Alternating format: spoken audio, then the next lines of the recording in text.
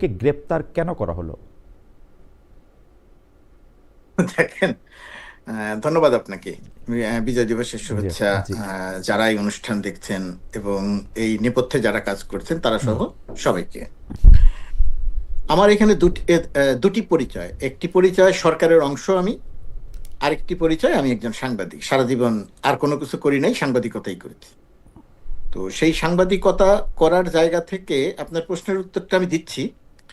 সেই সাংবাদিকতা করার জায়গা থেকে আমি সবসময় মানে বাক স্বাধীনতা বলেন, কথা বলা বলেন, লেখা বলেন, যা কিছুই বলেন না কেন, এটার পক্ষের মানুষ সব সময়। এমনকি কেউ যদি একটা মিথ্যা কথা বলতে চান, একেবারে সরাসরি বলছি, অসত্য না বলে আমি বলছি, মিথ্যা কথা বলতে চান, সেই মিথ্যা কথা বলার অধিকারটাও থাকা উচিত, যদি না দেশের বিরুদ্ধে খুব বড় কোনো কিছু হয়ে যায়। আমি হচ্ছে সেই জায়গার মানুষ। সারা জীবন ধরে যে খুব ক্ষুদ্র জায়গাতে কাজ করেছি, ক্ষুদ্র একজন সংবাদকর্মী হিসেবে সেটার পক্ষে কাজ করেছি, এবং সেটা বিশ্বাস করে আমি আমার নিজের জীবনযাপন, নিজের কর্মক্ষেত্রে যা করার সেই কাজগুলো করেছি। এখন সেরকম একটা জায়গা থেকে এটা আমার একটি অবস্থান, আরেকটি হচ্ছে সরকারের অবস্থান। সরকারের অবস্থান থেকে আপনার যে প্রশ্নটি, আনিস আলমগীরকে কেন গ্রেপ্তার করা হলো, একজন সাংবাদিককে কেন গ্রেপ্তার করা হলো, বা একজন এই রকমের ঘটনার ক্ষেত্রে, এই রকমের কাজকর্মের ক্ষেত্রে আনিস আলমগীরদের মতো সাংবাদিকদের কেন গ্রেপ্তার করা হয়, এইখানে আমি আমার ব্যক্তিগত জায়গা থেকে কথাটা বলতে চাই। যদি আমি ব্যক্তিগত জায়গা থেকে কথা বলবো, তারপরেও আমার যে কোনো কথাই আসলে সরকারের অংশ হিসেবেই সেটা হয়ে যাবে। কেউই এটা বলতে চাইবে না যে এটা সরকারের কথা নয়। আমি মনে করি যে আনিস আলমগীর যে কাজ করছিলেন, আনিস আলমগীরের সারা জীবনের সাংবাদিকতার একটা ক্যারিয়ার আছে, এবং আনিস আলমগীর বর্তমান সময়ে এসে যে কাজ করছিলেন, জুলাই মাস থেকে আনিস আলমগীর যে কাজ করছিলেন, এটা তিনি স্বেচ্ছায় সেই জায়গাটা বেছে নিয়েছিলেন। তিনি জুলাই অগাস্টের যে আন্দোলন, সেই আন্দোলনে যখন প্রতিদিন 50, 60, 70 জন মানুষ মারা যাচ্ছিল মানে শেখ হাসিনা তার বাহিনী দিয়ে গুলি করে হত্যা করছিল, সেই সময় আনিস আলমগীরের কাছে এই গণ অভ্যুত্থান বা এই আন্দোলনটা ছিল একটা সন্ত্রাসী, নারকীয় সন্ত্রাসী কর্মকাণ্ড। এটা তিনি তার লেখায় লিখেছেন, এটা তার ইচ্ছা, তিনি মনে করেছেন এটা সন্ত্রাস। এবং তার পরবর্তীতে 5 আগস্টের পরবর্তীতে এসে আবার কিছুটা অবস্থান পরিবর্তন করেছেন, এবং তারপরে গিয়ে তিনি আবার আরেকটা অবস্থান নিয়েছেন, এবং সেই অবস্থানটা হচ্ছে তীব্র সরকার বিরোধিতার একটি জায়গা। এবং আমি মনে করি যে কেউ যদি সাংবাদিকতা করতে গিয়ে নীতি নৈতিকতা বিবর্জিতভাবে তিনি যদি একটি পক্ষ নিয়ে কাজ করেন, এটা হয়তো করা উচিত নয়, কিন্তু তার তো স্বাধীনতা আছে, তিনি এই কাজটি করতে পারেন। আনিস আলমগীর সেই কাজটি করছিলেন, কিন্তু সেই কাজটি করার মধ্য দিয়ে তিনি আবার যে কাজটি করছিলেন, যে অনেকগুলো অপতথ্য বা মিথ্যা তথ্য ছড়াচ্ছিলেন, এবং তিনি এক ধরনের উস্কানিমূলক আচরণ করছিলেন। ব্যক্তিগতভাবে আমি মনে করি যে এই সমস্ত কর্মকাণ্ড, আমি যা যা বললাম আরো যদি সঙ্গে কিছু যোগ করি, তারপরেও এই সমস্ত কর্মকাণ্ডকে মোকাবেলা করা উচিত সত্য তথ্য দিয়ে, অর্থাৎ অপতথ্যের বিপরীতে সত্য তথ্য দিয়ে সেটার মোকাবেলা করা উচিত, মিথ্যার বিপরীতে সত্যটা দিয়ে মোকাবেলা করা উচিত, অনৈতিকতার বিপরীতে নৈতিক সত্য দিয়ে মোকাবেলা করা উচিত। এখন বর্তমান সরকারের যে চরিত্র, সেই চরিত্রের সঙ্গে পূর্বে যেভাবে সাংবাদিকদের সঙ্গে আচরণ করা হতো, এবং সেটার সঙ্গে যদি বর্তমান সরকারের এই আচরণগত মিল মানুষ খুঁজে পায়, তাহলে এটা বর্তমান সরকারের জন্য অত্যন্ত বিব্রতকর। সরকারের অংশ হিসাবে আমি নিজে এটার জন্য খুব স্বাচ্ছন্দ্য ফিল করছি না। আমি মনে করি যে আনিস আলমগীরকে গ্রেপ্তার না করে আনিস আলমগীর যে অপতথ্য দিচ্ছিলেন, সেই অপতথ্যগুলোর বিপরীতে সত্য তথ্য দিয়ে ফাইট করা দরকার ছিল।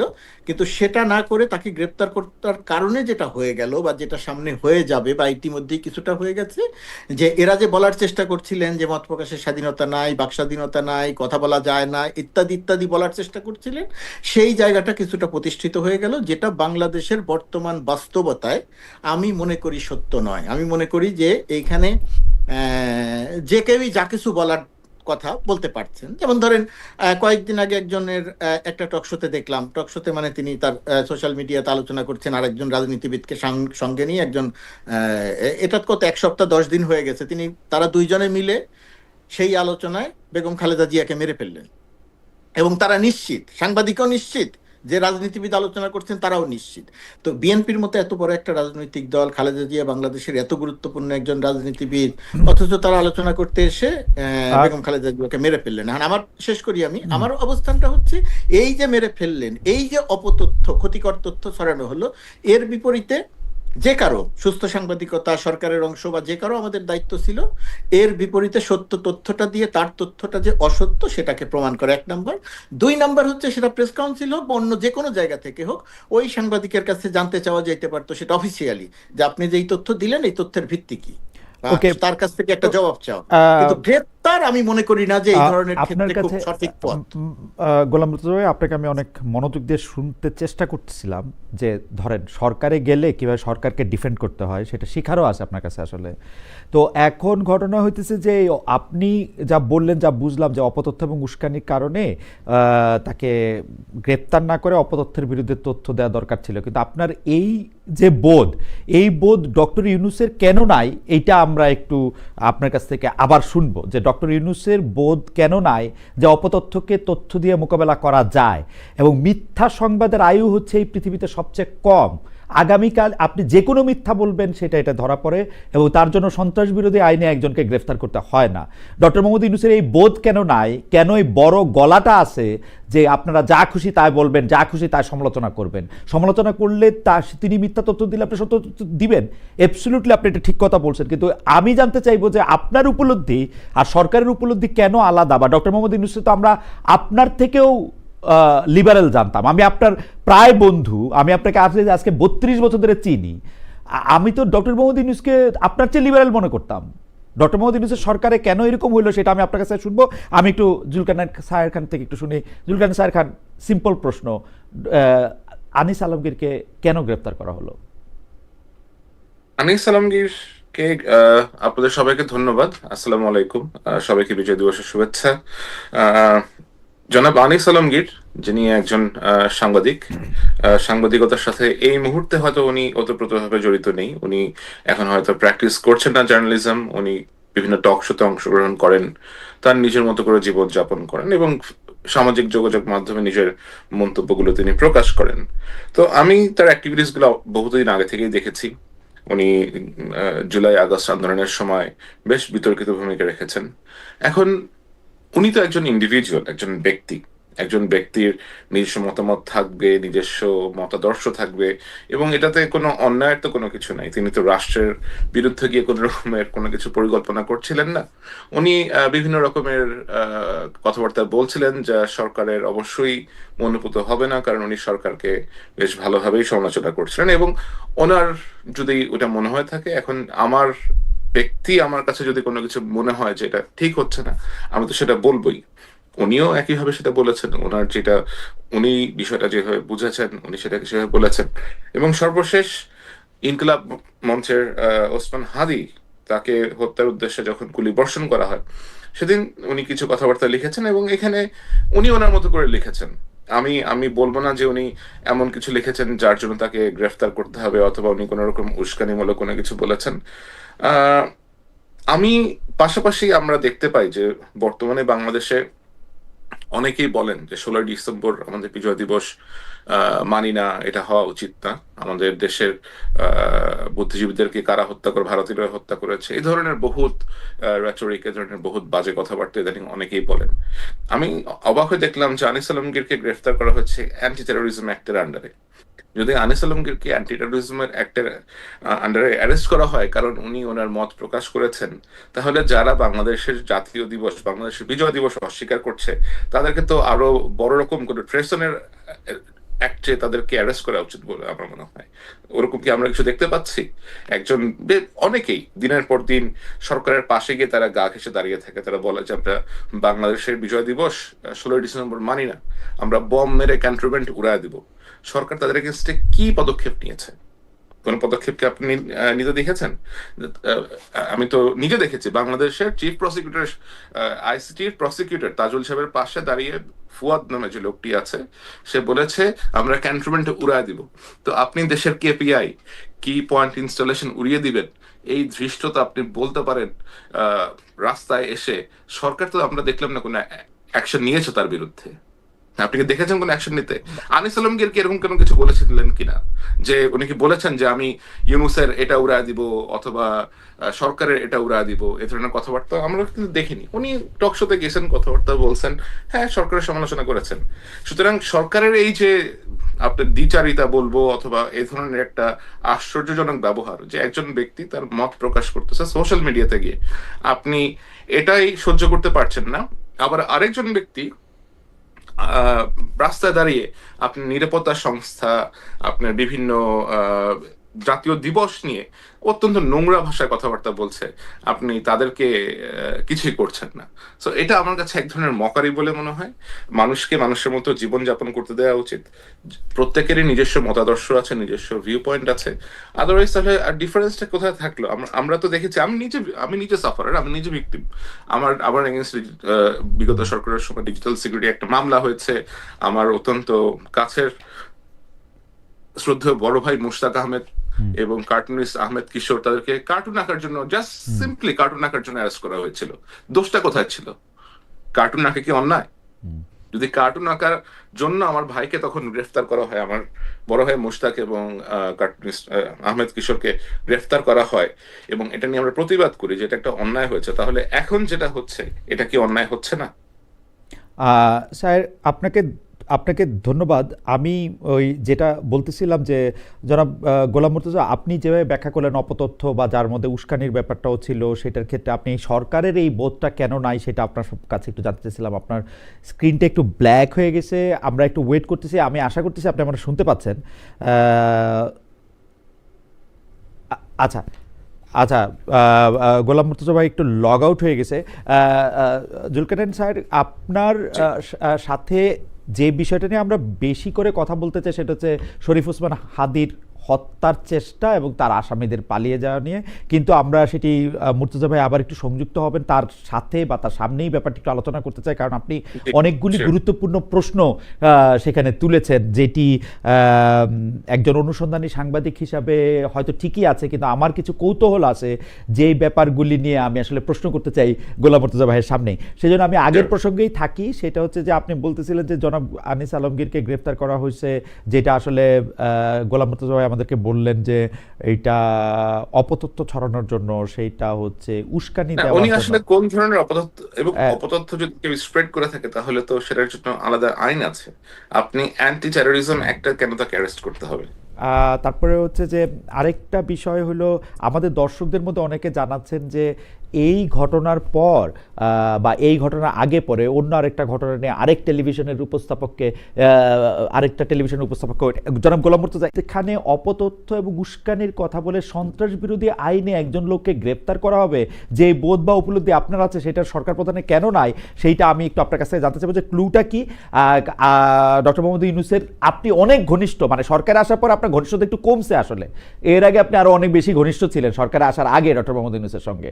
তো আপনিও কিন্তু আপনার ফেসবুক স্ট্যাটাসে বলছেন জোকারদের জোকারি করতে দিতে হয়, জোকাররা কর্মকাণ্ড দিয়ে মানুষ আসায়, আরও দুই একজন যে জোকার আছে তাদের জোকারি বন্ধ করার উদ্যোগ নেবেন না, সেটা আপনি সরকারের উদ্দেশ্যে বলছেন।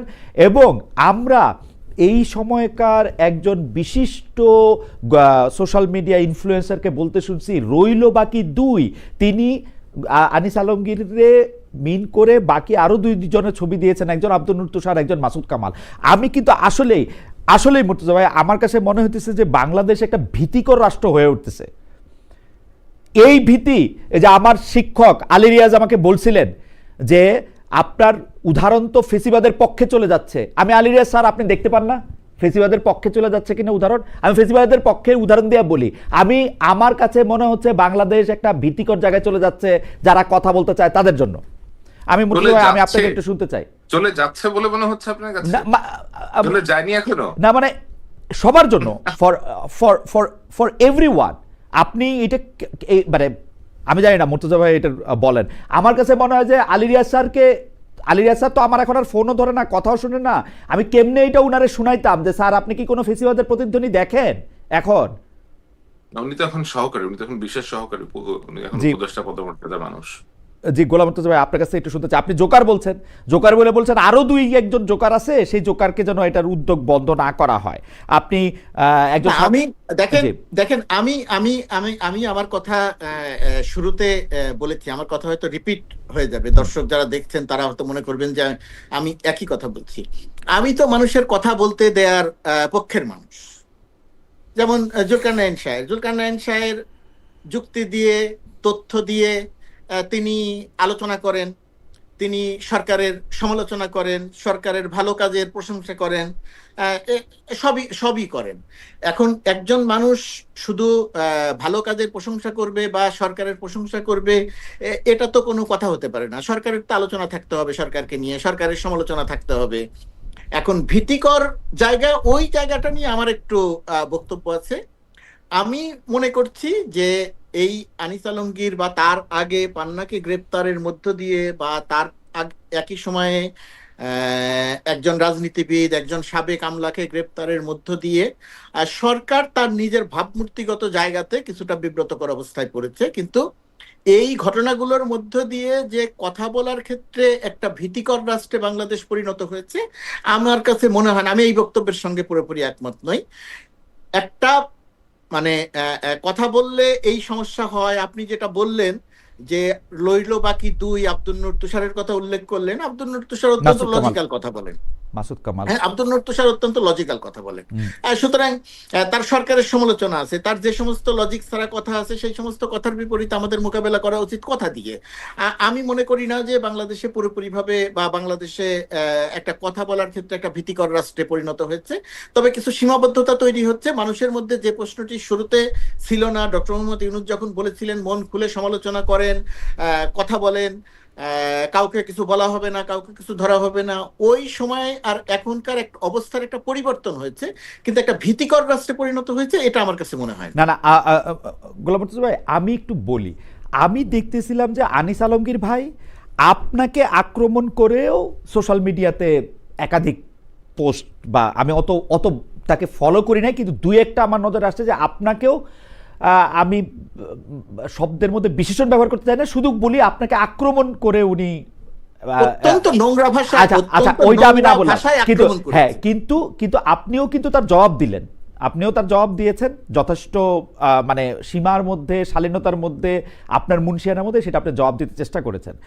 আমার কথা হলো ডিবি অফিসে ধইরা নিয়ে যাওয়া, তারপরে মামলা দেওয়া, তারপরে গিয়া মানে সন্ত্রাস বিরোধী আইনে সেই মামলা কগনিজেন্সি নিয়ে গ্রেপ্তার দেখায় রিমান্ডে পাঠায় দেওয়া।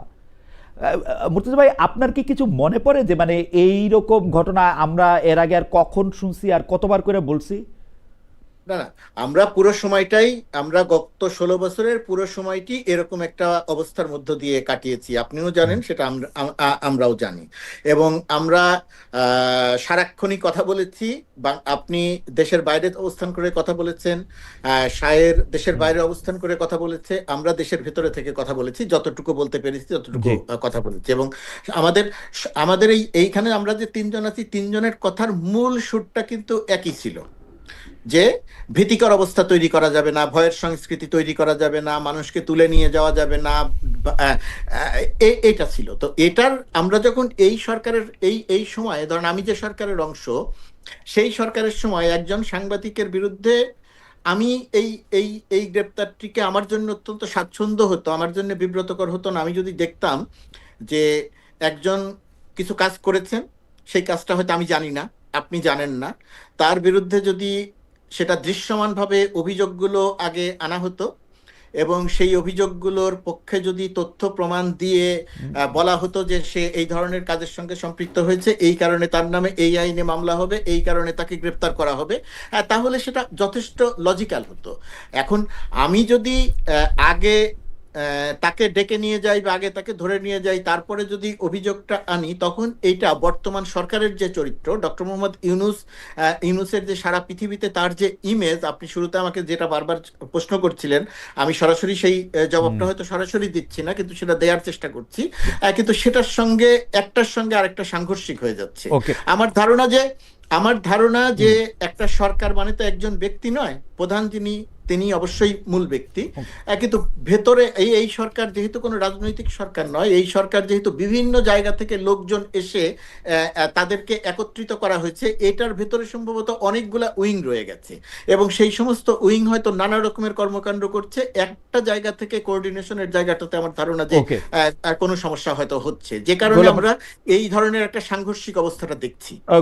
গোলাম মুর্তজা ভাই, আপনাকে ধন্যবাদ। আমি একটু জুলকারনাইন সাহের খানের কাছে পরবর্তী প্রসঙ্গে যেতে চাই, যেটা হচ্ছে শরীফ ওসমান হাদিকে গুলি করে পালিয়ে যাওয়ার কথা আমরা যেটা তার কাছ থেকে জেনেছি, সেইটা নিয়ে আমরা তার সাথে কথা বলবো। তার আগে আমাদের একজন দর্শক সজীব আহমেদ PW1YR অনেকগুলি মেসেজ পাঠিয়েছেন, মানে আমি তার মেসেজটা না পড়ে আর পারলাম না।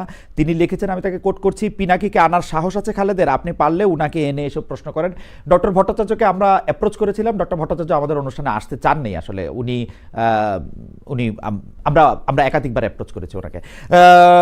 জনাব জুলকারনাইন সাহের খান, আমি আপনার কাছে যে প্রশ্নটি করতে চাই যে শরীফ ওসমান হাদিকে শুক্রবার দিন সেই গুলি করার পর, যদিও মানে কি বলে জানি ভিন্ন দিকের গোলার্ধে থাকায় আমরা মানে আমি ঠিক এটি সময় মতো জানি নাই, কিন্তু তারপর থেকে যখনই জেনেছি পুরোটা রাত ধরে আমি আপনাকে আসলে ফলো করছিলাম যে আপনি প্রথম সিসিটিভি ফুটেজ থেকে শুরু করে তারা আসলে কোন জায়গায় আছেন, কোন জায়গা থেকে পালাতে চেষ্টা করছেন কিনা ক্রমাগতভাবে স্ট্যাটাস দিয়ে গেছেন। আমার প্রশ্ন, যে তথ্য আপনার কাছে থাকলো, সেই তথ্য কি বাংলাদেশের যারা আইন শৃঙ্খলা রক্ষাকারী বাহিনী যারা এটা কাজ করবেন তাদের কাছে ছিল না, নাকি তারা আপনার কাছে তথ্য দিয়েই তারা খালাস হয়েছেন? আমি মুর্তজা ভাইতে খুব সুন্দর বাংলা লেখে, মুর্তজা ভাইয়ের ফেসবুকের স্ট্যাটাস আমার খুব পছন্দ হয়েছে।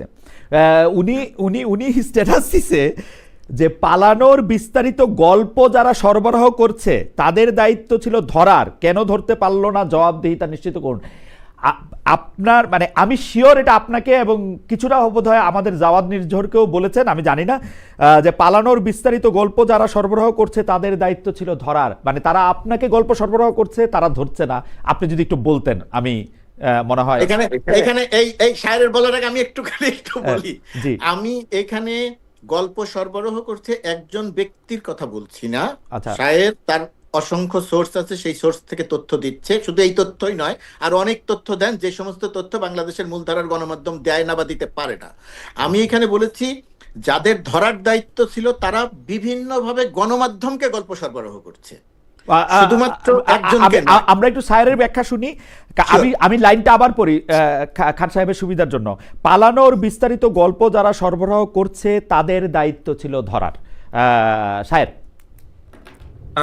আসলে পালানোর বিস্তারিত গল্প এবং এই যে সরবরাহ করার যে বিষয়টা আছে, আমি আপনাকে বেশ মজার একটা কথা বলি। আমাকে গোয়েন্দা সংস্থা থেকে আমাকে তথ্য সরবরাহ করা হয় না। এটা অনেকেই মনে করেন যে আমাকে গোয়েন্দা সংস্থা থেকে আমাকে তথ্য সরবরাহ করা হয়, বাট বিষয়টা এমন না।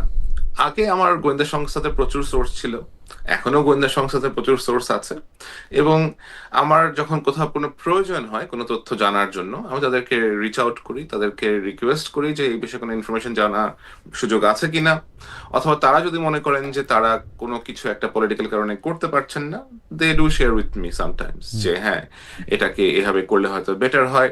তখন আমি তথ্য পাওয়া মাত্রই যে আমি জাম্প করে বসবো যে তথ্যের উপরে আমাকে অ্যাক্ট করতে হবে, ওইটাও না। নর্মালি কোনো তথ্য পেলে আমাকে ওইটা ভেরিফাই করতে হয়, আমাকে এটা কয়েকটা সোর্সের মাধ্যমে আমাকে ওটা যাচাই করতে হয়। তো আমি কোনো তথ্য পেলাম, সেটাকে আমি ভেরিফাই করব না করেই আমি জাম্প করব যে এটাই হচ্ছে কনক্লুশন।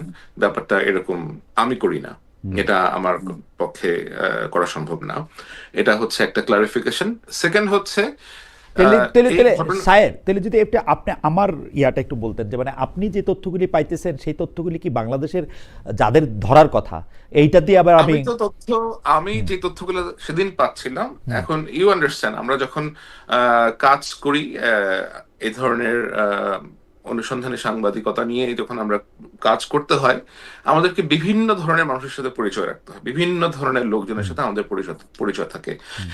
এই লোকদের মধ্যে কেউ হয়তো হতে পারে পুলিশের অফিসার, কেউ হয়তো হতে পারে আপনার আন্ডারওয়ার্ল্ডের সাথে রিলেটেড এরকম কোনো লোকজন, কেউ হয়তো হতে পারে আপনার কোনো অন্য কোনো পলিটিক্যাল পার্টির লোকজন, কেউ হয়তো সরকারের ভেতরের কোনো লোকজন, নট নেসেসারিলি যে ইন্টেলিজেন্সের লোকজন অথবা সিকিউরিটি ফোর্সের লোকজনই দিচ্ছে। এখন হয়তো এখানে এমন লোকজন আছেন যাদের পক্ষে এই তথ্যের ভিত্তিতে অ্যাক্ট করা সম্ভব হচ্ছে না, এবং আমার জন্য এই ছেলেটাকে চিনতে সময় লেগেছে কমপক্ষে হলো 4 থেকে 5 ঘন্টা। এবং এই তথ্য আমার কাছে বিভিন্ন মাধ্যমে আসছিল, ধরেন তার বন্ধুরা কেউ আসছিল, তার সাথে পড়াশোনা করেছে এরকম কেউ আসছিল। এই ছেলে আপনার বেসিসের মেম্বার ছিল, সে মোস্তফা জব্বার যিনি ছিল তার কাছ থেকে পুরস্কার নিয়েছে, এবং ওই যে আইটি সোসাইটি আপনার বেসিসের যে একটা সোসাইটি আছে, ওই সোসাইটির ভেতরের লোকজন আমাকে রিচ আউট করেছে যে আমরা এই ছেলেটাকে চিনতে পারতেছি, এই ছেলেটা হচ্ছে এই এটা। স্যার আপনি কিছু মনে করলে আপনার একটা কথা বলি। আপনি তো একজন মানুষ, বাংলাদেশে ডজন খানেক গোয়েন্দা সংস্থা আছে যাদের এই কাজগুলি রুটিন অনুযায়ী করার কথা। মানে জুমার নামাজের পরে উনি ব্যাটারি চালিত রিক্সা করে উনি যাচ্ছেন, একটা মোটরসাইকেলে করে ওনাকে গুলি করে দেওয়া হচ্ছে, সেইটা সিসিটিভির ফুটেজে দেখা যাচ্ছে। তারপরে কাজগুলি তো রুটিন, সেটা ক্রিমিনোলজিতেও পড়ানো হয়, সেটা যে কোনো কিছুতে পড়ানো হয়েছে। তারা যে গোয়েন্দা সংস্থা, এই নামটা গোয়েন্দা লাগাইতে হইলেও তাদের এগুলি পড়তে হয়েছে না। এখানে এখানে এখানে খালেদ ভাই, আমি আপনাকে একটা জিনিস একটু বলি যে এই ঘটনাটা যেটা ঘটে এটা খুবই খুবই আনপ্রেসিডেন্টেড এবং খুবই সাডেন একটা ইনসিডেন্ট। হ্যাঁ, এটার জন্য কেউই আসলে আপনার পরবর্তী আমি তার নিরাপত্তার কথা বলছি না, পরবর্তী পদক্ষেপ একটা ফ্রাইডেতে, এটা হয়েছে একটা ছুটির দিনে। এবং আমরা যখন এখন ইউ আন্ডারস্ট্যান্ড সরকারি সংস্থা এবং সরকারি যারা কাজকর্ম করে তাদেরকে তো একটা হায়ারার্কি মেনটেন করতে হয়, তাদের প্রসেস আছে, তাদের প্রসেস ফলো করতে হয়। আমার কাছে যখন কোনো কিছু আসে, আমার তো ধরেন আরো 10টা হ্যান্ড আছে, আরো 20টা হ্যান্ড আছে, আমি হয়তো বিভিন্ন হ্যান্ডের মাধ্যমে রান করে আমি চেক করি যে এটা আসলে কি হচ্ছে অ্যাকচুয়ালি এখানে, আমি অ্যাসেস করে দেন আই রান ইট। তো আমার ক্ষেত্রে বিষয়টা যেমন, তাদের ক্ষেত্রে হয়তো বিষয়টা ওরকম না। হ্যাঁ, অফকোর্স এই ছেলেটাকে যখন 7 ঘন্টা, আমরা 5 ঘন্টা পরে যখন জানা গেছে যে এই ছেলেটা অ্যাকচুয়ালি কে, তখন by that time he has pretty much left the country. কারণ আমি যেটা শুরু থেকে বলে এসেছি যে এটা খুবই একটা কোঅর্ডিনেটেড মুভমেন্ট এবং খুবই কোঅর্ডিনেটেডলি তারা এই আক্রমণটা করেছে। এই ছেলেটাকে অনেকদিন ধরে ফলো করা হয়েছে, এরা এর ভেতরে প্রবেশ করেছে এবং এদেরকে প্রপারলি দেশ থেকে আপনার আরেক দিকে এক্সিট করে দেওয়ার জন্য একটা একটা একটা দল আছে। এবং আপনি শুনলে অবাক হবেন যে এই ছেলেটা যখন আক্রমণ করে, ওসমান হাদিকে যখন সে ফায়ার করে, তার পেছনে তখন 2টা সিএনজি ছিল এবং ওই সিএনজির মধ্যেও তার একটা ব্যাকআপ টিম ছিল, যে ব্যাকআপ টিমের কাজ ছিল যদি সে কোনো কারণে ব্যর্থ হয়, ওইখানে তারা আপনার স্মোক মিরর ক্রিয়েট করে তারা তাকে ওখান থেকে নিয়ে যাবে সরায়। তো এই জিনিসগুলো তো অবশ্যই আমাদের এজেন্সিরা যারা আছেন তারা অবশ্যই এখন এই বিষয়ে অনেক সচেতন হয়েছেন। I hope they are working on it on a very serious scale. আমি যেটা শুনতে পাচ্ছি, they are very serious about it. তো এরকম একটা ঘটনা আশা করি তারা ভবিষ্যতে আর যেন না ঘটে, এটা ঘটাতে তারা সর্বোচ্চ ব্যবস্থা নেবেন। আমি শুধু ভবিষ্যতের ক্ষেত্রের আগে আমি শুধু 2টা জিনিস একটু ক্লিয়ার হতে চাই। একটা জিনিস হচ্ছে অ্যাটেম্প টু মার্ডারের ক্ষেত্রে আমি যতদূর জানি, যেই থানার জুরিসডিকশনে পড়বে তাদের কাউরে জিজ্ঞেস করতে হয় না। হোমিসাইডের ক্ষেত্রে কাউরে জিজ্ঞেস করতে হয় না প্রসিডিং শুরু করতে। এবং শুক্র শনিবার ঈদের দিন পূজার দিন এর কোনো কিচ্ছু আসলে যারা কোনো একটা হত্যা বা হত্যা প্রচেষ্টার ক্ষেত্রে যারা দায়িত্বে থাকেন তাদের ক্ষেত্রে এটার কোনো এক্সকিউজ নাই। কিন্তু আমরা দেখছি যে নড়তে চড়তে উপদেষ্টারা এসে একটা কথা বলতে, এবং সেই কথাও মানে অর্ধেক মিনিংলেস। ইন্টারেস্টিং ব্যাপার হচ্ছে আপনি কিন্তু দায়ী করছেন উপদেষ্টা, মানে বাঘের উপরে টাগ তাকে, সেইখানে আপনি বলছেন স্বরাষ্ট্র মন্ত্রণালয়ের স্বরাষ্ট্র উপদেষ্টার নিয়ন্ত্রণে নাই। মানে অ্যাপারেন্টলি আমরা রিভেন উইঙ্কেলের নাম কাইটা ডক্টর মোহাম্মদ ইউনূস লিখতে দেখবো আসলে, সত্যি কথা, যিনি ঘুমায় থাকেন এবং যিনি কিছু চোখে দেখেন না। কারণ হচ্ছে আপনি লিখতেছেন এখানে আমি আপনাকে একটা জিনিস বলি খালেদ ভাই, এখানে আমাকে একটু সময় দেন, আমি আপনাকে একটু বুঝিয়ে বলি।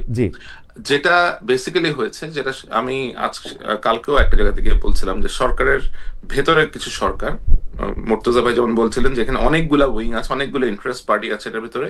এটা খুবই সত্যি কথা যে সরকারের ভেতরে যেহেতু বিভিন্ন জায়গা থেকে সমন্বয় করে লোকজন এখানে এনে জড়ো করে একটা সরকার পরিচালনার অবস্থা করা হয়েছে, এখানে বিভিন্ন মতের বিভিন্ন আদর্শের লোকজন এখানে আছেন। এবং এর মধ্যে এমন কিছু লোকজন আছেন যারা হয়তো কোনো মতাদর্শের না, তারা তাদেরকে জাস্ট নেয়াই হয়েছে সামনে আপনার কুমিরের বাচ্চার মতো প্রেজেন্ট করার জন্য। এরকম 3 থেকে 4 জন উপদেষ্টা আছেন, এবং আপনি দেখবেন যে পৃথিবীর যত কিছু হয়, যে সরকারের হয়তো একটা চেয়ার ভেঙে গেছে, ওই উপদেষ্টার দোষ। কোথাও হয়তো কোনো আপনার বিদেশে কোনো একটা শ্রমিক পা পিছলা পড়ে গেছে, সেটাও আরেক উপদেষ্টার দোষ। কোথাও এক যাত্রা পালানে কোথাও কোনো কিছু একটা হচ্ছে, সেটাও হচ্ছে আরেক উপদেষ্টার দোষ।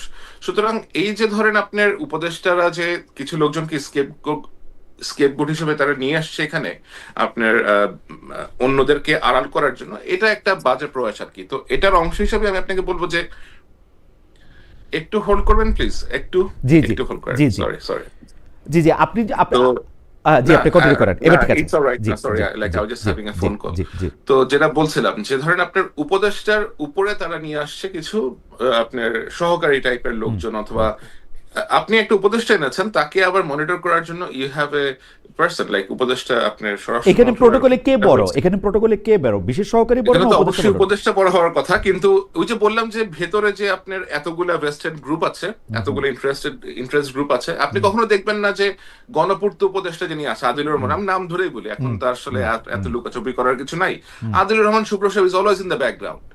জুনিয়র যত ঘোষ যত দোষ আসিফ নজরুলের, জুনিয়র যত দোষ মোস্তফা সরোয়ার ফারুকীর, জুনিয়র যত রকমের অপকর্মের দোষ ওই আপনার স্টুডেন্ট অ্যাডভাইজার মাহফুজের।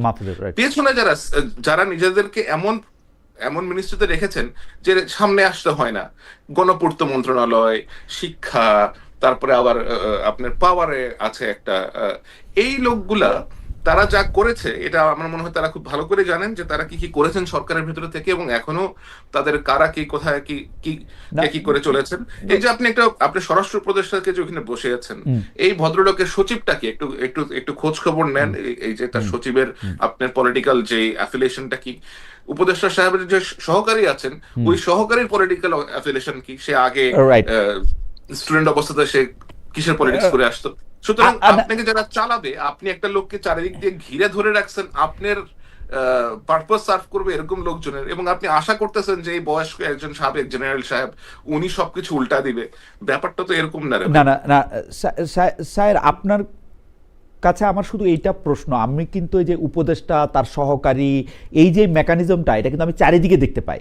মানে এই যে নিরাপত্তা উপদেষ্টা কি আসলে পররাষ্ট্র উপদেষ্টা না, সেই পররাষ্ট্র উপদেষ্টা। হ্যাঁ, তো এখন মানে ইন্টারেস্টিং কথা বলেছেন আপনি। আমি কিছু হলেই তৌহিদ সাহেবকে কিছু হলেই গালিগালাজ করে ফেলা ফেলা হয়, বাট তৌহিদ সাহেবের তো এখানে কোনো ক্ষমতা নাই, ক্ষমতা তো আরেকজন উপর থেকে নিয়ে আসছে। মানে তৌহিদ সাহেব পররাষ্ট্র উপদেষ্টা যদি দিল্লি গিয়ে কারোর সাথে বৈঠক করে আসতো, তাহলে সে শেষ হয়ে যেত। নিরাপত্তা উপদেষ্টা গিয়ে 4 দিন গিয়ে বৈঠক তো ওইখানে গিয়ে ভয়ে হোটেলেও থাকে নাই, অ্যাম্বাসেডর ওইখানে হাই কমিশনার বাসা থেকে তারা ঘুমাইতে হয়েছে ভয়ে। কিন্তু আমার কথা হলো, নিরাপত্তা উপদেষ্টা আমি কথার মানে জনাব গোলাম মুর্তজার কথা একটু আমি শুনতে চাই, কিন্তু আমি শুধু একটু জিজ্ঞেস করবো যে আপনার কাছে কি মনে হয় ডক্টর মোহাম্মদ ইউনূস কি করেন আসলে? মানে এই উপদেষ্টা ব্যর্থ, এই উপদেষ্টা পারে না, এই উপদেষ্টা করে নাই, আমি প্রিটি শিওর, কারণ আমি এই মডেলটা জানি। শেখ হাসিনার আমলে শেখ হাসিনার কথা ছাড়া ডিবি অফিসে হারুন নড়ে নাই। ডক্টর মোহাম্মদ ইউনূসের কথা ছাড়া আনিস আলমগীর গ্রেফতার হতে পারবে না। ডক্টর মোহাম্মদ ইউনূসের কথা ছাড়া এই হাদির মৃত্যুর পরে এই গোয়েন্দা সংস্থাগুলি যে মুভ করে নাই বা করছে কিনা, যে জবাবদিহি চাইতেছে, এটা ডক্টর মোহাম্মদ ইউনূসের দায়, উনি অ্যাক্ট করে নাই। আপনি কি মনে করেন এই রুটিন চেঞ্জ হয়েছে প্রাইম মিনিস্টারের কার্যালয় থেকে ডিবি অফিসে বা ঢাকার কমিশনারের কবে যে এটা মুভ করো তারপর আর মুভ করবে? আপনি কি মনে হয় এটা চেঞ্জ হয়েছে? আপনার গোয়েন্দা সংস্থাগুলো কি আসলে এখন ফাংশনাল অবস্থায় আছে? আপনি কি জানেন যে তারা ফাংশনাল অবস্থায় আছে কিনা, অথবা তাদের যে অ্যাক্টিভিটিস সাধারণভাবে যে তারা অ্যাক্টিভিটিস করা দরকার, তাদের অ্যাক্টিভিটিস গুলো করতে আপনার যে ধরনের কোঅপারেশন লাগে সে ধরনের কোঅপারেশন কি তারা পাচ্ছে? বলেন তো আমাকে। এটাও একটু কোঅপারেশন না তো সরকার প্রধান তো তাদেরকে এনাবলই করতেছেন না, অথবা যখন তার কাছে খারাপ লাগতেছে যে আনিস আলমগীরকে ধরে নিয়ে আসো যাও, একদম হাসিনা মডেল।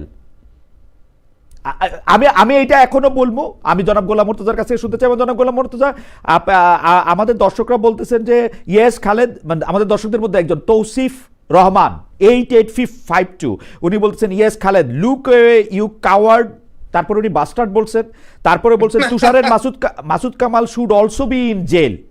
ভাই আমারও জেলে নেন, আমি যে বাংলাদেশে যাবো ফেব্রুয়ারিতে, আমারও জেল দেন, সিরিয়াসলি, মানে আপনারা জেলে দিয়ে দেন। গোলাম মুর্তজা ভাই, আপনার কাছ থেকে একটু আমি শুনতে চাইবো যে এই আসলে এই উপদেষ্টা পরিষদের এই এই এই এই এই জিনিসটা কি। ও আমি আরেকটা একটু আমি পড়তে চাই যে তারেক রহমানের সাথে যোগাযোগ করা হয়েছে কিনা, একটু ভালো প্রশ্ন একটু ভালো জবাব দেই। আমি গত 5 বছর ধরে কন্টিনিউয়াসলি জনাব তারেক রহমানের ইন্টারভিউ নেওয়ার চেষ্টা করে আসতেছি, লিখিত, মেইল, ফোন, কথা, সবকিছুতে উনি আমাকে ইন্টারভিউ দিয়েছেন, মানে দিবেন বলে সর্বশেষ কথা দিয়েছেন, মানে আই ডোন্ট নো। তারপরে গোলাম মুর্তজা ভাই, আপনার কাছে একটু শুনতে চাই যে এই যে জুলকারনাইন সাহের তথ্য পাচ্ছেন, এখন তথ্যের কথা আপনি বাদ দেন, নর্মাল প্রসিডিওরগুলি কি ফলো করা হয়েছে? হাদিকে যখন গুলি করা হয়েছে তারপরে সিসিটিভির ফুটেজকে দেখা তারপরে লোকগুলিকে নাকি একটু দেরি করা হয়েছে, নাকি উদরপিণ্ডি আলমগীরের ঘাড়ে চাপানোর চেষ্টা করা হয়েছে? আপনি কি আমাকে একটু বলবেন যে এটা কি আসলে ইচ্ছা করে করা হয়েছে, কম করে করা হয়েছে, কি করা হয়েছে? ধন্যবাদ। এটা আমি যেটা বলতে চাই সেটা কিছুটা বলেছি। আপনি আমার যে ফেসবুক স্ট্যাটাসটার কথা বললেন, আমি সেখানে সরকারের অংশ হয়ে আমি তো সরকারের অংশ বলছি, আমি তো সরকারের খুব ছোট্ট একটা জায়গার খুব ক্ষুদ্র একটা অংশ, তো সেটা হয়ে সবগুলো জায়গাতে আমার পক্ষে মন্তব্য করা সম্ভব নয়। কিন্তু হাদিকে গুলি করার পরের থেকে জুলকারনাইন সাহেবের যে পোস্টের কথা বললেন, তিনি যেভাবে তথ্য সরবরাহ করেছেন, সেটা আমিও ফলো করেছি। এবং আমি যেটা বলেছি যে যারা গল্প সরবরাহ করছেন, আমি এটা কেন লিখেছিলাম, এইটা লিখেছিলাম হচ্ছে এই জায়গাটা থেকে যে আমি পুলিশের এক ধরনের বক্তব্য দেখছিলাম, আমাদের সীমান্ত রক্ষার দায়িত্বে যে বিজেপি, তাদেরও দায়িত্ব দেখছিলাম। আমি সাংবাদিকতার একটা সময়ে মোটামুটি ভাবে ঢাকার বা বাংলাদেশের আন্ডারওয়ার্ল্ডের খোঁজ খবর রাখতাম, এবং আন্ডারওয়ার্ল্ডের খোঁজ খবর রাখতে গিয়ে পেশাদার খুনি থেকে শুরু করে আন্ডারওয়ার্ল্ডের টপ টেরর পর্যন্ত এদের সবার সঙ্গে অনেকের সঙ্গে আমার খুব ঘনিষ্ঠ একটা যোগাযোগ তৈরি হয়েছিল। এদের অনেকে, যে শীর্ষ 23 সন্ত্রাসীর অনেকের সঙ্গে অনেকবার আমার দেখা হয়েছে, আমি দেখা করেছি।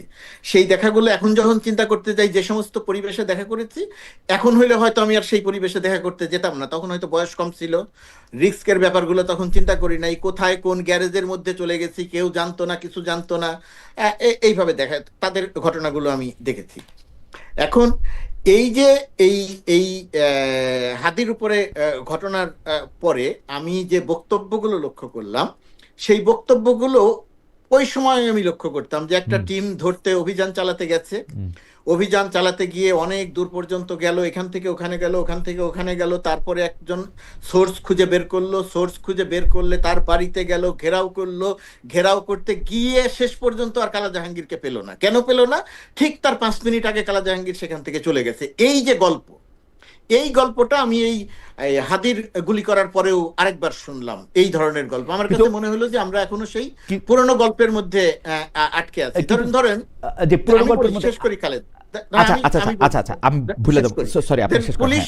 পুলিশ এবং আমি দেখলাম যে জুলকারনাইন সাহেব যে তথ্যগুলো সরবরাহ করছে, পুলিশের বক্তব্যের সঙ্গে তার বা বিজেপির বক্তব্যের সঙ্গে সেই সমস্ত বক্তব্য আমি যদি মিলিয়ে দেখতে যাই, তাহলে মনে করি যে তাদের কাছে ওই তথ্যের অনেকগুলোই আছে মানে পুলিশের সঙ্গে বিজেপির কথা হচ্ছিল, বিজেপি পুলিশকে সহায়তা করছিল, পুলিশ বিজেপিকে সহায়তা করছিল, এই রুট দিয়ে যেতে পালাতে পারে সেই বিষয়ে একটা সতর্কতা ছিল, কিন্তু বিজেপি শনাক্ত করলো এই 2 জন মানব পাচারকারী।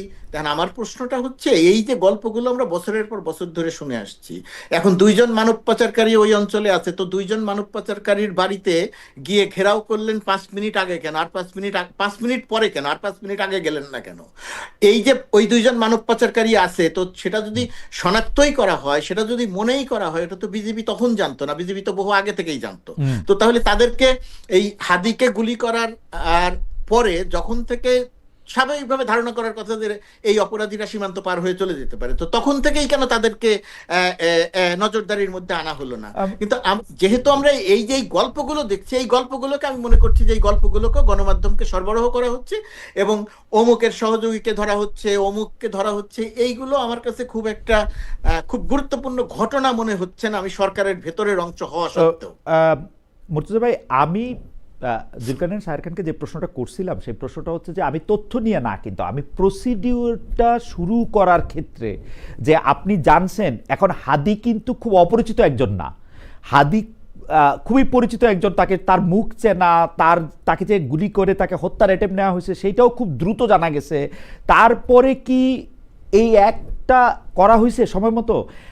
শাহের খান অবশ্য বলতেছেন যে স্বরাষ্ট্র মন্ত্রণালয় স্বরাষ্ট্র উপদেষ্টার হাতে নাই, এর উপরে আরেকজন আছে এবং ওনার ফেসবুক পোস্ট, এই আলোচনাগুলো আমার কাছে আসলে কোনো ওনার ফেসবুক পোস্ট আরো ক্লিয়ার। উনি ফেসবুক পোস্টে বলছেন খোদাবক্স রজার খলিল আর স্বরাষ্ট্র সচিবের নামটা যোগ করলেন না কেন, মানে যাই হোক, মানে উনি বলতেছেন যে এইটার মধ্যে থেকে আসলে ফাংশনটা করতে পারতেছে না। আপনি এরকম ফিল করেন কিনা?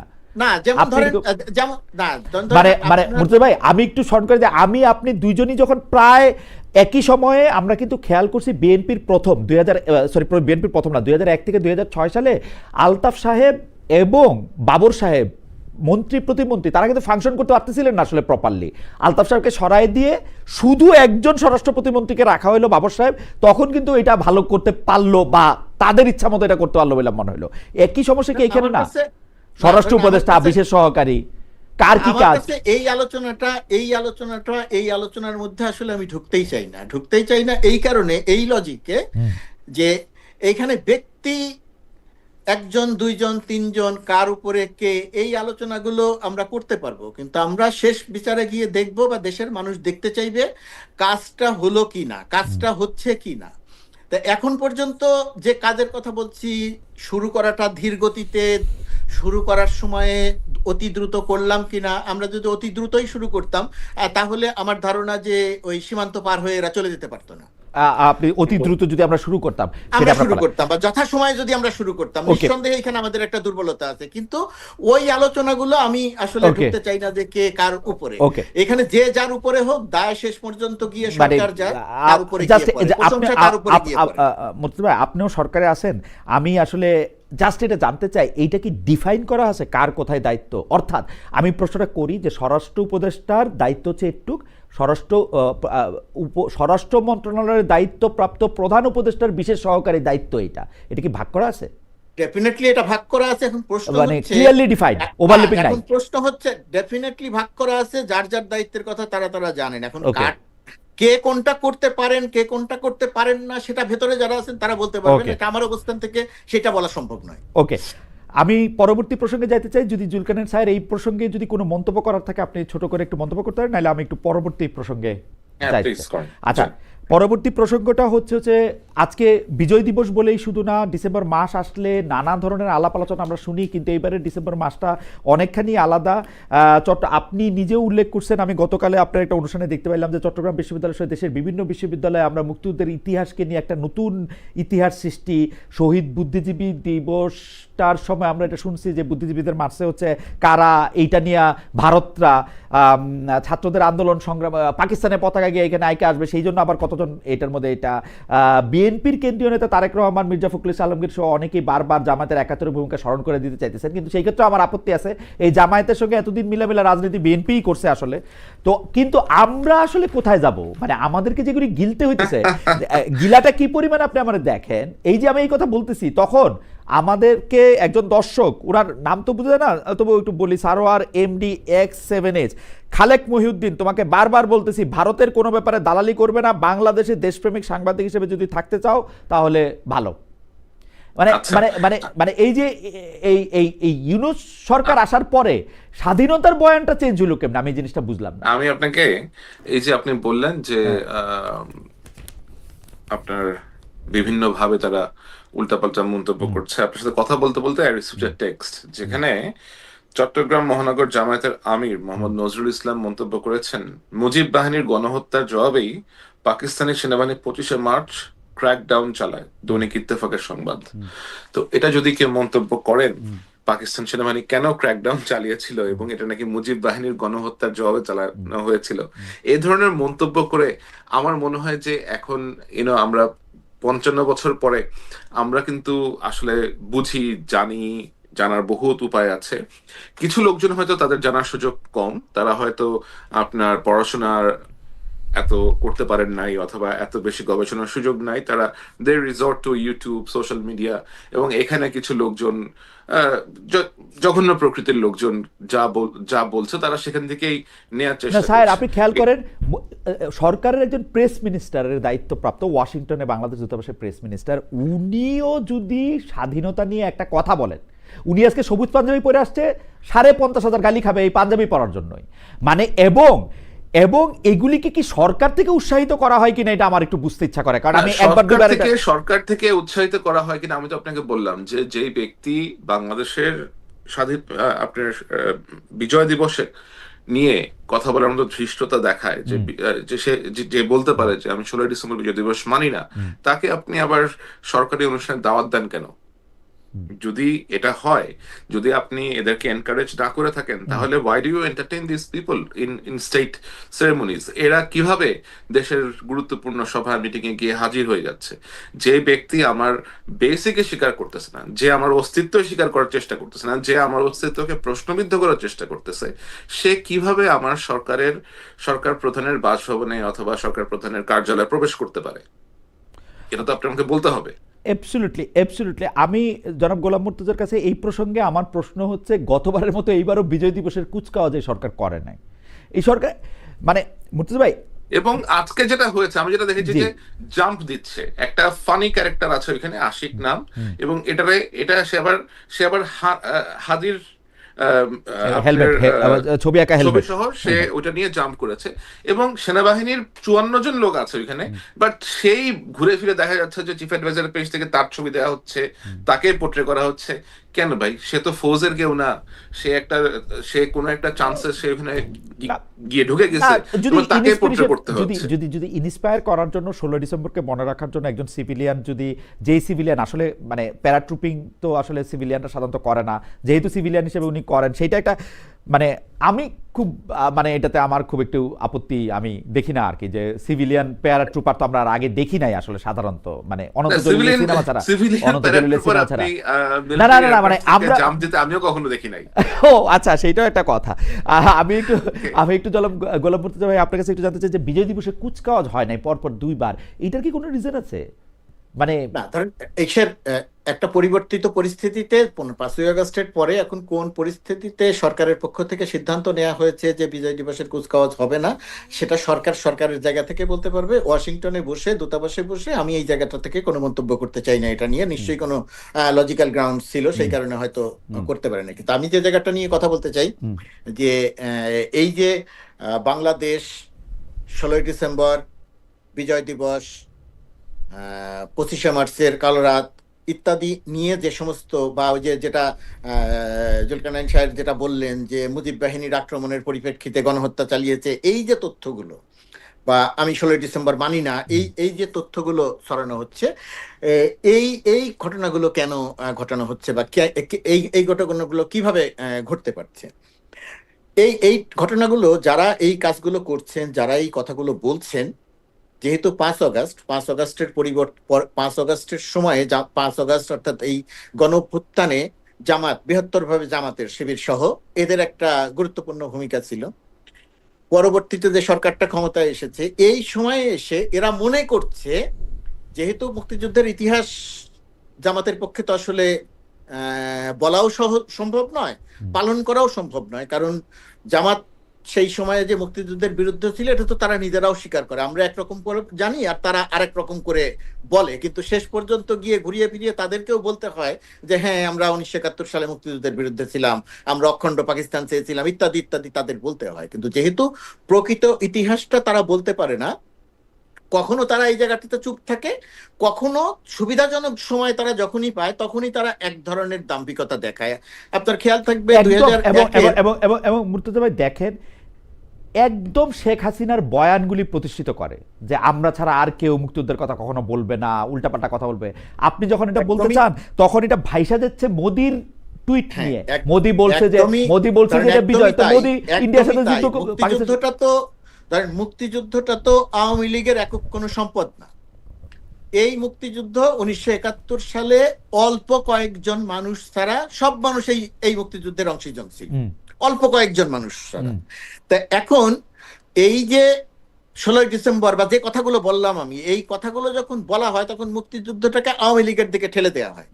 তখন মুক্তিযুদ্ধটা আওয়ামী লীগের দিকে ঠেলে গেলে আওয়ামী লীগ তখন মুক্তিযুদ্ধের চেতনা বিক্রি করার সোল এজেন্সি পেয়ে যায়, এবং সেটা সে 16 বছর ধরে করেছে। আর এখন এসে যখন আবার ওই কথাগুলো বলা হচ্ছে, 71কে যেভাবে আপনার তুচ্ছতাচ্ছিল্য করা হচ্ছে, এবং এরা ধরে নিয়েছে যে এই কথাগুলো এখন বাংলাদেশে বলা যায় এবং এই কথাগুলো বললে এর বিপরীতে কোনো প্রতিক্রিয়া হবে না, অথবা প্রতিক্রিয়া হলেও তারা সেটাকে ডমিনেট করবে, তারা এরকম একটা জায়গাতে গেছে। এই জায়গায় যাওয়ার এর নেগেটিভ রেজাল্টটা হচ্ছে ওই যে আপনি যেটা বললেন যে মুক্তিযুদ্ধটা বললেন যে আওয়ামী লীগের দিকে ঠেলে দেওয়ার যে প্রক্রিয়াটা তৈরি করা হচ্ছে, এই প্রক্রিয়ার মধ্য দিয়ে শেষ পর্যন্ত গিয়ে, আমি আবারও বলি, এইটার শেষ পর্যন্ত গিয়ে সরকারের জন্য আপনি যে কথা বলছেন তার সঙ্গে আমি দ্বিমত করছি না, কিন্তু যারা এই কাজগুলো করছে ইতিহাসে শেষ পর্যন্ত গিয়ে মূল্যটা আবার তাদেরই দিতে হবে। বাংলাদেশের মুক্তিযুদ্ধ হচ্ছে এমন একটা জায়গা, এই মুক্তিযুদ্ধকে কোনোভাবেই চাপা দেওয়া সম্ভব নয়, কোনোভাবেই এই ইতিহাসকে বিকৃত করে প্রতিষ্ঠিত করা সম্ভব না। মুর্তজা ভাই, আপনি যে কথা বললেন সেই কথাটা আপনি মনে রাখেন, কিন্তু আমি প্রসঙ্গটা নিয়ে যাচ্ছি হচ্ছে জুলকারনাইন স্যারের কাছে। জুলকারনাইন স্যার খান, আপনি খেয়াল করছেন আমাদের এখানে ভাইসা যাচ্ছে মোদি যে আজ ইন্ডিয়া স্বাধীনতা দিবস বলছে, মোদি যে আজকে বিজয় দিবস বলছে, মোদি যে আজকে টুইট করছে, আরে ইন্ডিয়া পাকিস্তান যুদ্ধের মানে ইন্ডিয়া আর পাকিস্তানের যুদ্ধ তো একটা হয়েছে 1971 সালে, আশ্চর্য ব্যাপার। এটা যদি তারা এটা যারা লিখে, না এটা লিখতেছে না তো, অপতথ্যের কথা মুর্তজা ভাই প্রথমে বললো না, এইটা যদি অপতথ্য না হয়, যারা এটা ছড়াইতেছে, যারা এটা নিয়ে খিলখিল করে হাসতেছে, যারা এটা নিয়ে পাশে রাইখা রইছে, তাদেরকে কোনো গ্রেফতারে কোনো নাম নাই, তারা গর্ব করে এখানে কথা বলে বেড়াইতেছে, কিসের মধ্যে এসে পড়লাম?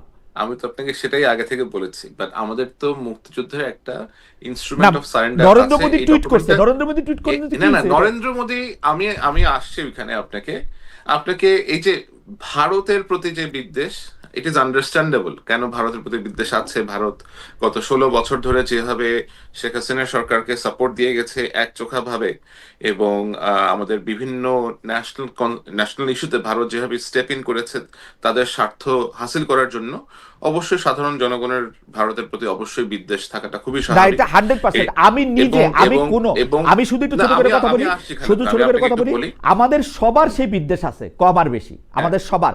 আমার মনে আছে যে আমি 13-14 সালে ফেসবুকে এটাকে পুঁজি করে কিছু ব্যক্তি বিশেষ জিনিসটাকে ভারতীয় আধিপত্যবাদের বিরুদ্ধে যুদ্ধ ঘোষণা করা, এই যে এ ধরনের আপনার, আমি এটাকে বলবো যে অসুস্থ চিন্তা ভাবনা করা।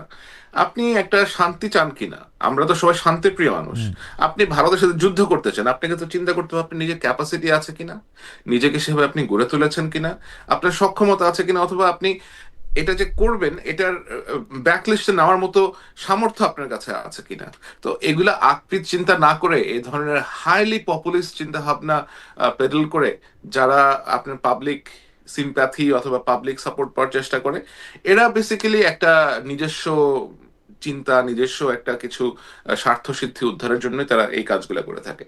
ভারতের প্রধানমন্ত্রী নরেন্দ্র মোদী লিখেছেন যে বিজয় দিবস। এখন আমাদের যে ইনস্ট্রুমেন্ট অফ সারেন্ডার যেখানে লেখা আছে, ওইখানে খুব স্পষ্ট করে লেখা আছে যে আমরা কবে কোন প্রেক্ষিতে কার কাছে পাকিস্তান সেনারা আত্মসমর্পণ করেছিল। পাকিস্তানের সেনারা একটা রেগুলার সেনাবাহিনীর কাছে আত্মসমর্পণ করেছিল, দ্যাট ওয়াজ ইন্ডিয়ান আর্মি, যারা আমাদেরকে সাহায্যের জন্য দেশের ভিতরে প্রবেশ করেছিল। They had to give them guarantee that you will be treated as per the Geneva convention.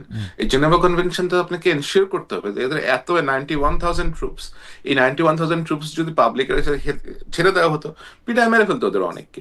এবং এগুলা তো বেশ কয়েকদিন ধরে এগুলো নিয়ে কথাবার্তা হচ্ছিল। 14 ডিসেম্বর থেকে 13 ডিসেম্বর থেকে জানা যাচ্ছিল যে বাংলাদেশের অনেক ক্ষেত্রে যে পাকিস্তান আর্মি আর অপারেট করতে পারছে না, দে উইল সারেন্ডার।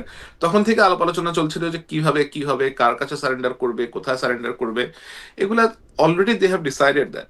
এবং পাকিস্তানের কাছে তো পাকিস্তান গিয়ে ইন্ডিয়ার কাছে আত্মসমর্পণ করেছে, বাংলাদেশের কাছে আত্মসমর্পণ করেছে।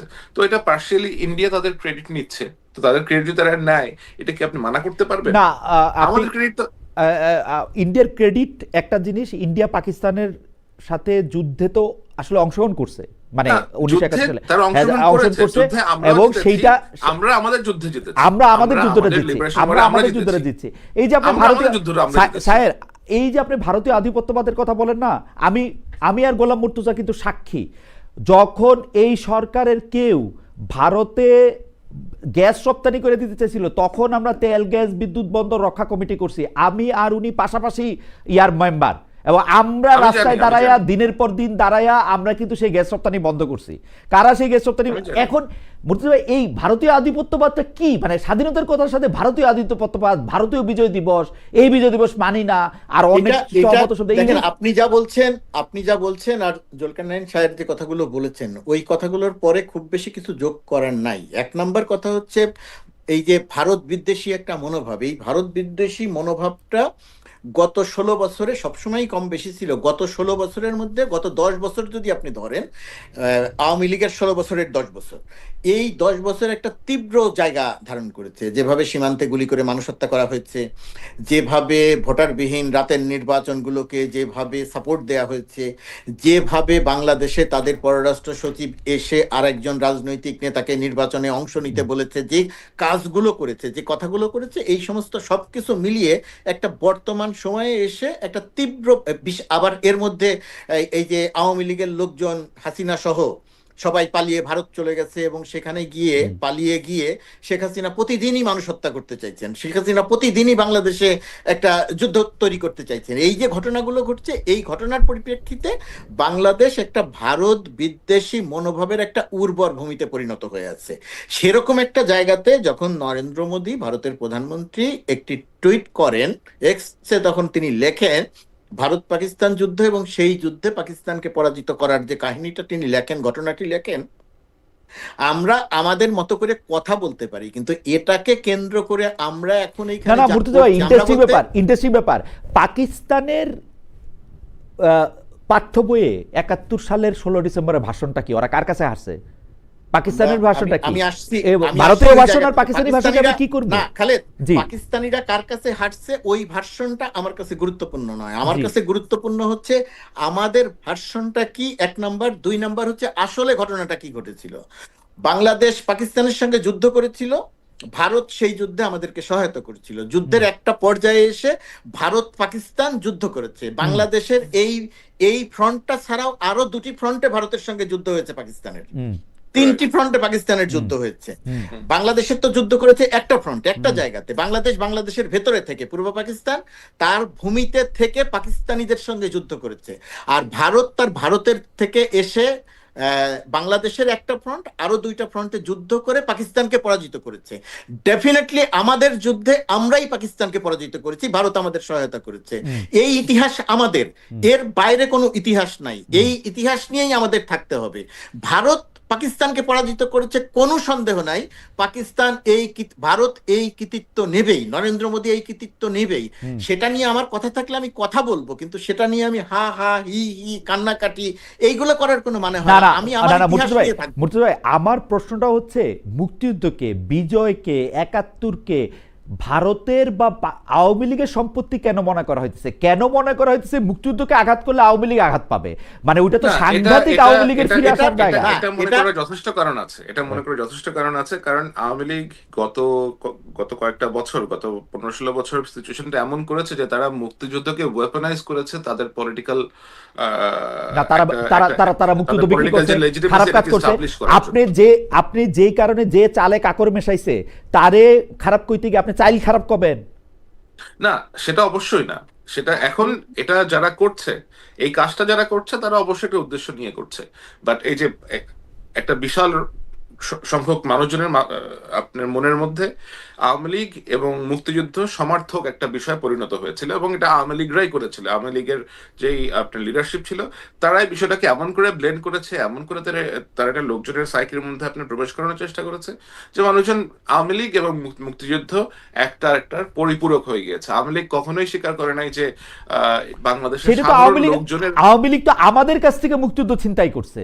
আওয়ামী লীগ তো আমাদের কাছ থেকে মুক্তিযুদ্ধ ছিনতাই করছে। আমাদের কাছ থেকে ছিনতাই কেন করেছে? আমাদের কাছ থেকে ছিনতাইটা কেন করেছে? আমাদের কাছ থেকে ছিনতাই করেছে মুক্তিযুদ্ধকে পুঁজি করে আওয়ামী লীগ এই দেশে এক ধরনের দখলদারিত্ব কায়েম করার জন্য মুক্তিযুদ্ধটা। এখন আমরা আওয়ামী লীগের কাছ থেকে মুক্তিযুদ্ধকে রক্ষা করছি, এখন আমরা আওয়ামী লীগের কাছ থেকে মুক্তিযুদ্ধকে রক্ষা করছি। আমরা রক্ষা করে যেটা করছি, এখন আমাদের ভেতরের অতি ক্ষুদ্র একটা অংশ আমি আবারও বলছি, অতি ক্ষুদ্র একটা অংশ এই ধরনের লম্ফজম্প করছে, সেই লম্ফজম্পে মুক্তিযুদ্ধকে অপমান এবং অসম্মান করা হচ্ছে, সেটা খুবই ক্ষুদ্র একটা অংশ। এখন আপনার যে প্রশ্ন, সেই জায়গাটার উত্তরটা জানা দরকার যে এরা কি করে এটা করতে পারছে, সরকার ফু দিচ্ছে এটাকে কিনা, কেন অ্যালাউ সরকার ফু করা দিচ্ছে হচ্ছে। কিনা, সরকার ফু দিচ্ছে হ্যাঁ, কিনা, এটা হচ্ছে আমার প্রশ্ন।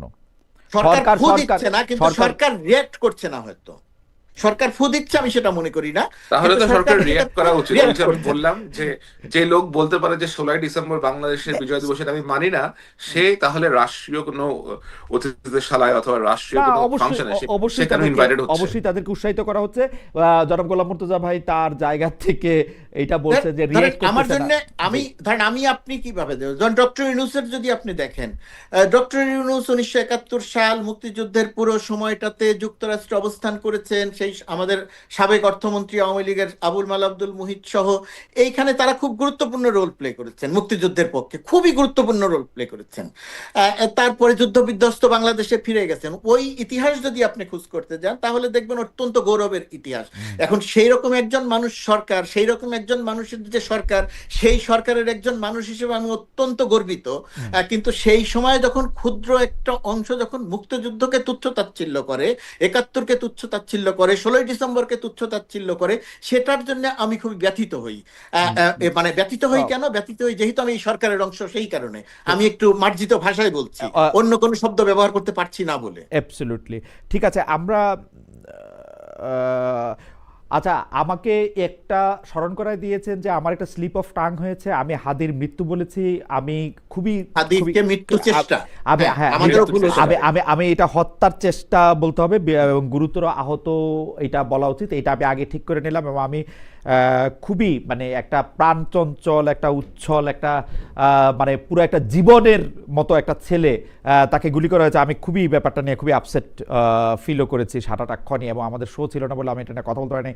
কিন্তু আমি মনে করি যে আমরা অনুষ্ঠানটা শেষ করি আজকে। এবং জনাব জুলকারনাইন সাহেব, আপনি যদি এই প্রসঙ্গে আর কিছু বলতেন। আপনারা বলতেছিলেন যে সরকার রিঅ্যাক্ট করা দরকার ছিল, সরকার আবার এই জায়গাতে এটা করতেছে। সরকার এটা করতেছে কারণ সরকার বোধহয় সরকারের মধ্যে থাকা সরকার প্রধান, আমি সব কিছুর ক্ষেত্রে সরকার প্রধানকে দায়ী করি, সেটা শেখ হাসিনার সময়ও করতাম। আওয়ামী লীগের আমলে একটা বয়ান ছিল এরকম যে আওয়ামী লীগের মন্ত্রীরা খারাপ, শুধু শেখ হাসিনা ভালো। আমি কিন্তু সবসময় কইতাম যে শেখ হাসিনা ভালো হইলে কেউ খারাপ হইতে পারতো না, এটা অসম্ভব। এবং আমি ডক্টর মোহাম্মদ ইউনূসের ক্ষেত্রে এটা মনে করি, তার উপদেষ্টা পরিষদের যেই ঝামেলা আপনি দেখেন সাহেব, আমি মনে করি ইউনূস সাহেবের মধ্যে ঝামেলা না থাকলে উপদেষ্টা পরিষদের ঝামেলা থাকার কথা না।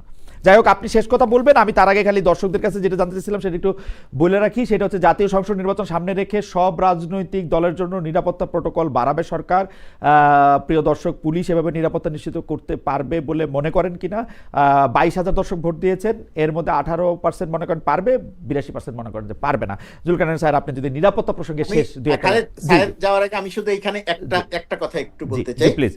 আমি এই আব্দুল হাদি, এই আমাদের হাদি অত্যন্ত প্রিয় মানুষ। আমি তাকে গুলি করার পরে আমি স্বরাষ্ট্র উপদেষ্টার একটা বক্তব্য দেখেছিলাম, এবং সরকারের ভেতরে এই কথাটা যেখানে বলা দরকার আমি নিজে বলেছিলাম। আজকে যেহেতু আপনার অনুষ্ঠানে সুযোগ পেয়েছি, আরেকবার একটু বলি। আমি উপদেষ্টার মুখে বলতে শুনেছিলাম যে যাদের বৈধ অস্ত্রের লাইসেন্স ছিল, যারা জমা দিয়েছেন, তাদের অস্ত্রের লাইসেন্স ফেরত দেওয়ার চিন্তা করছে সরকার, এবং নতুন যারা অস্ত্রের লাইসেন্স চাইবে তাদেরকেও লাইসেন্স দেয়া হবে। এইখানে আমি সরকারের ভেতরেও বলার চেষ্টা করেছি, এই অনুষ্ঠানের মধ্য দিয়েও বলার চেষ্টা করি, সত্যি সত্যি যদি স্বরাষ্ট্র মন্ত্রণালয়, আমাদের সরকারের এই স্বরাষ্ট্র মন্ত্রণালয় যদি এরকম সিদ্ধান্ত নেয়, তাহলে আরেকটা ডিজাস্টার হওয়ার সম্ভাবনা আছে। আমি আমার ক্ষুদ্র বিবেচনা থেকে বুঝি। আরেকটি টকশোর উপাদান প্রথমত কথা, এই মুহূর্তের প্রধানতম দায়িত্ব হচ্ছে বৈধ অবৈধ যত অস্ত্র এখনো যদি বাইরে থেকে থাকে, সকল অস্ত্র নিজেদের হেফাজতে নেয়া, এবং আইন শৃঙ্খলা রক্ষাকারী বাহিনী, সেনাবাহিনীকে আমি এর মধ্যে অংশ মনে করছি, দিয়ে আইন শৃঙ্খলা পরিস্থিতির উন্নতিতে ভূমিকা রাখা। আপনি যদি এখন অস্ত্র ফিরিয়ে দেন এবং যদি আবার নতুন অস্ত্র দিয়ে দেন, দেখবেন আবার অনেক সন্ত্রাসী অস্ত্রের লাইসেন্স পেয়ে যেতে পারে। এই জায়গাটাতে আমাদের সরকারের সংশ্লিষ্ট যে দপ্তর আছেন তাদের অতিরিক্ত সতর্কতা প্রত্যাশা করি। আমি একদম এই ব্যাপারে একমত। আমি যেহেতু কিছুদিন ম্যাজিস্ট্রেসি করছি, আমি জুডিশিয়াল মুন্সিখানাতেও অ্যাটাচ ছিলাম, আমি দেখছি যে অস্ত্রের লাইসেন্স দেয়া নেয়ার মানে যেটা বলতে চাচ্ছি, সরকার যদি ওকে লাইসেন্স দিত বা সবাইকে লাইসেন্স দিত, এইটা ঘোষণা না করা 100 ভাগ উচিত ছিল। দুই রকম কারণে অনেকের কাছে অস্ত্র যাবে, এবং যারা সেই নিরাপত্তা বা সেই লাইসেন্স নিবে না তারা পড়বে হচ্ছে ঝুঁকির মুখে। এটা খুবই সাংঘাতিক একটা খারাপ কাজ হয়েছে এই ঘোষণাটা দেওয়া। এবং স্বরাষ্ট্র উপদেষ্টা, মানে মাই গড, আপনি স্বরাষ্ট্র উপদেষ্টা, আপনি যদি আমার কথা শোনেন প্লিজ আপনি এক্ষণ পদত্যাগ করেন। যাই হোক, এই আমি একটু জনাব জুলকারনাইন সাহের খানি আজকে অনুষ্ঠানটা জি, শেষ করতে। থ্যাংক ইউ খালেদ ভাই। জি। আমি এক্স্যাক্টলি মুর্তজা ভাই যেটা বলতেছি, লাইক একটু আগে বললেন, আমি এই বিষয়ে বলতে যাচ্ছিলাম যে এখন নতুন নিয়ম করে আমি গতকালকে দেখলাম যে নাসিমুল গনি সাহেব স্বাক্ষরিত একটা নতুন প্রজ্ঞাপন এসেছে, নতুন এই যে কোন কোন রাজনৈতিক ব্যক্তিত্বকে অস্ত্র দেওয়া যাবে, কোন বিশেষ ব্যক্তিদেরকে অস্ত্র দেওয়া যেতে পারে, এই ধরনের একটা নতুন নীতিমালা তারা গতকালকে বোধহয় গত 15ই ডিসেম্বর এটা আপনার প্রণয়ন করা হয়েছে, and it has been issued. তো এখন অস্ত্র ইস্যু করা, এখন অস্ত্র ইস্যুর লাইসেন্স ইস্যু করার সময়টা এখন না। এখন আপনাদের আসলেও এই অস্ত্র যাদের কাছে আছে, বৈধ অবৈধ যাই আছে, বরং এগুলা সব অ্যারেস্ট করে এগুলাকে আপনাদের কাছে ফেরত নিয়ে আসা উচিত। এবং পাশাপাশি যারা বিভিন্ন বিশিষ্ট রাজনৈতিক ব্যক্তিত্ব আছেন যাদের উপরে এ ধরনের আক্রমণের সম্ভাবনা আছে বলে প্রতীয়মান হয়, তাদেরকে যথেষ্ট রকমের নিরাপত্তা দেওয়ার চেষ্টা করুন। পাশাপাশি যারা বিভিন্ন রাজনৈতিক দলের সাথে সংশ্লিষ্ট আছেন এবং আপনার গণসংযোগ করতে মাঠে ঘাটে যাবেন, আপনারা চেষ্টা করেন অ্যাজ লং অ্যাজ পসিবল যেন কোনো কভার্ড কোনো মাধ্যমে চলাচল করার জন্য।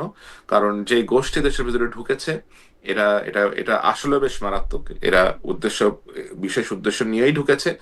এবং এতে আপনার আশেপাশে যারা আছে, সার্কেলে যারা আছে, নজর রাখুন যে এখানে অপরিচিত মুখ দেখা যায় কিনা, হঠাৎ করে কেউ এসে আপনার ভিতরে প্রবেশ করার চেষ্টা করছে কিনা। এ ধরনের আপনার পারিপার্শ্বিক যে অবস্থা আছে, আপনি নিজের আশেপাশে 1-2 স্তরের একটা বলয় গড়ে তুলুন, যেন আপনি জানতে পারেন আপনার ক্লোজেস্ট যারা ট্রাস্টেড লোকজন আছে তারা যেন আপনাকে অ্যাটলিস্ট জানাতে পারে যে এরকম অ্যাবনর্মাল কোনো কিছু তারা আশেপাশে দেখছেন কিনা। আমার মনে হয় আমি এই নিরাপত্তা টিপসটাই হয়তো এখন দেয়া জরুরি। তো আমি এতটুকুই বলতে পারি খালেদ ভাই। আমি অনুষ্ঠান শেষ করবো। জুলকারনাইন সাহের খান, আপনাকে অনেক ধন্যবাদ। কিন্তু আমি একজন দর্শক, মামুন হোসেন 2475, উনি একটি প্রশ্ন করেছেন, খালেদ ভাই আপনি ভারতের গ্যাস দেওয়ার বিরুদ্ধে আন্দোলন করলেন, কিন্তু জুলাই আন্দোলনের সময় আপনাকে নাকি জার্মানিতে একটা প্রতিবাদ সমাবেশে যেতে বললো, কিন্তু আপনি গেলেন না, এত প্রেম আপনার। আমি জবাবটা দেই, এটা 26শে জুলাই 2024 ঘটনা। 26/2024 আমি ডয়েচে ভেলেতে একটি টক শো করেছি, এর সামনে দিয়ে গিয়েছি, তখন ওর মধ্যে কয়েকজন দাঁড়িয়ে এটা প্রতিবাদ করেছিল। আমি বলেছি যে এটা আমি এখানে দাঁড়াতে পারবো না, এটা আমি বলেছি। আমার যেটা কাজ সেটা আমি করেছি। 26শে জুলাইয়ের টক শোটা আপনারা দেখলেও দেখতে পারেন, আপনাদের ইচ্ছা।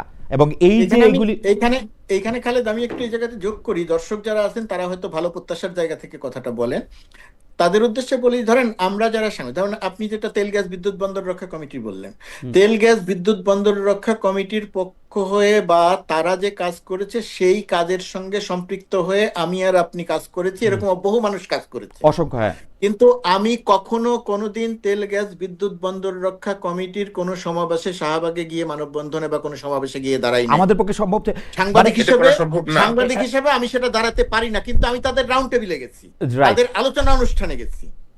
ঠিক আছে, ওই যেমন জুলাই আগস্টের কথা যদি বলেন, আমি জুলাই আগস্টের আন্দোলনের পুরো সময়টা ঢাকায় থেকেছি, কিন্তু আমি কোনো মিছিলে যাই নাই। মানে সাংবাদিক হিসেবে মিছিলে এত বড় একটা লেখা লিখছে, লেখা হচ্ছে 50,000 60,000 ইয়া হয়েছে যে জার্মানিতে আন্দোলনের সময় ডাকা হলে তিনি যাননি। আরে যাই নাই, আমি কি কইছি আমি গেছি না? কিছু নিয়ম থাকে তো। আমার যে চাকরির, আমার যে কাজের জায়গা, আমার যেমন ধরেন অনেক রকমের পলিসি তো আমাদেরকে মেনটেন করতে হয়। লাইক আপনাকে তো ওই পলিসি যদি ফলো না করেন then you will be in trouble.